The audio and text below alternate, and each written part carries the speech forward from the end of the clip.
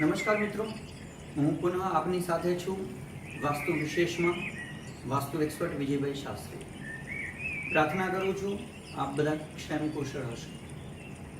મિત્રો, આપણે આગળના વિડીયોઝમાં અલગ અલગ દિશાઓની વિશે આપણે ચર્ચા કરી હતી. આજે સંક્ષિપ્તમાં આપણે ઈશાન દિશાની ચર્ચા કરવાની છે, અથવા તો ઈશાન ખૂણાની આજે આપણે ચર્ચા કરવાની છે. જેમ 4 દિશા છે એમ 4 ખૂણા છે. તો ઈશાન ખૂણો જે છે એમાં ઘરની કઈ વ્યવસ્થા હોવી જોઈએ અને કઈ વ્યવસ્થા ન હોવી જોઈએ. પહેલા તો સમજીએ મિત્રો કે ઈશાન ખૂણો જે છે પૂર્વ અને ઉત્તરની વચ્ચેનો જે ખૂણો છે એને ઈશાન ખૂણો કહેવામાં આવ્યો છે. અને આ ખૂણાના માલિક જે છે એ દેવતાઓના ગુરુ બૃહસ્પતિને માનવામાં આવે છે. આ પૂર્વ અને ઉત્તરની વચ્ચે જે ખૂણો બને છે એક વસ્તુ મિત્રો કે પૂર્વ દિશા ખૂબ જ સકારાત્મક દિશા છે અને ઉત્તર દિશા એનાથી પણ અતિ સકારાત્મક દિશા છે, અને આ બંનેની વચ્ચે આવે છે એટલે આ ખૂબ જ શુભ પરિણામ આપતી એક દિશા છે.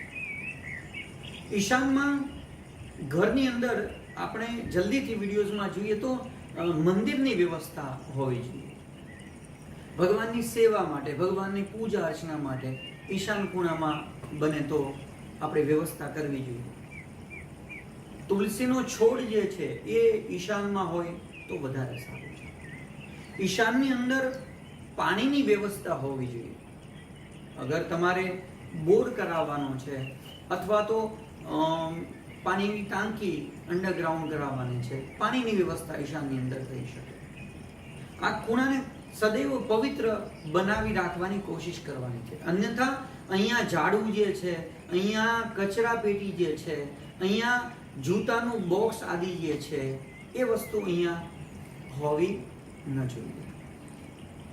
ઈશાનની વાત કરીએ તો ખાસ કરીને અહીંયા બેડરૂમ પ્રયોજન ન કરવું. બેડરૂમ અહીંયા બનાવી ન શકાય. વજનદાર વસ્તુ પણ અહીંયા ન રાખી શકાય. સીડી જે છે, દાદર આદિ એ ઈશાનમાં ન બનાવી શકાય. હવે મુખ્ય જે ભૂલથી પણ ઈશાનમાં ન હોવું જોઈએ તો ટોયલેટ ઘરનું એ ભૂલથી પણ ઈશાનમાં ન હોવું જોઈએ.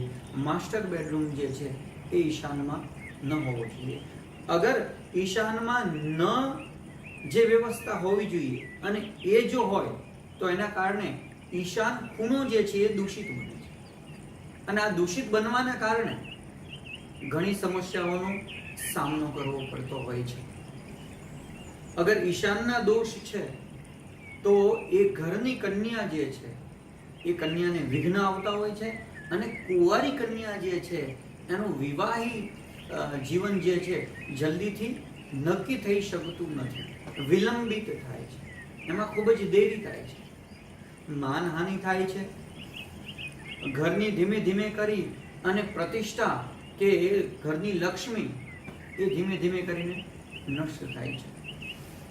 વિશેષ જાણકારી માટે આપ મારો સંપર્ક કરી શકો. હું મારો નંબર દોહરાવું છું 7046611144. પુનઃ હું તમને મારો નંબર દોહરાવું છું. આપ વિશેષ કોઈ પણ દિશાની જાણકારી માટે, વાસ્તુ માટે મને સંપર્ક કરી શકો છો 7046611144. મારું ઈમેલ એડ્રેસ છે naman6231@gmail.com. આગળ બીજી દિશા વિશે આપણે આગળના વિડીયોમાં મળીશું. જય શ્રી કૃષ્ણ.